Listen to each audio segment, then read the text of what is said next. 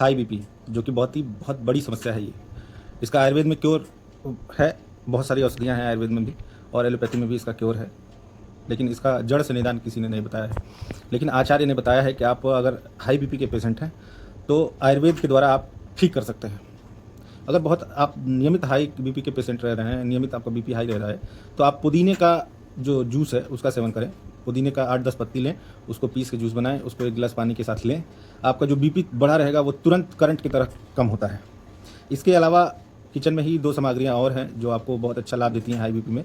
पहला है वो मेथी दाना, दूसरा है दालचीनी का पाउडर। इन दोनों का मात्रा 2.5-2.5 ग्राम होना चाहिए और सुबह-शाम आप इसको लेते हैं, तो आपका जो बीपी है वो नॉर्मल रहने लगेगा। इसके अलावा आप बहुत लंबे समय से बीपी के पेशेंट हैं, तो आप मोरिंगा मतलब सहजन, हम लोग के आम भाषा में सहजन बोला जाता है। मोरिंगा उसका आप टैबलेट या चूर्ण का इस्तेमाल करने लगेंगे, तो आप लंबे समय से बीपी का भी पेशेंट रहते हैं, तो वो धीरे-धीरे कम होने लगता है, आप नॉर्मलाइज़ रहने लगेंगे। लेकिन यह सब जो भी मैंने आपको नुस्खा बताया है, ये आप लें, लेकिन जो आपकी बीपी का गोली चल रहा है, वो अपने डॉक्टर से सलाह के अनुसार ही लें। धन्यवाद मित्रों।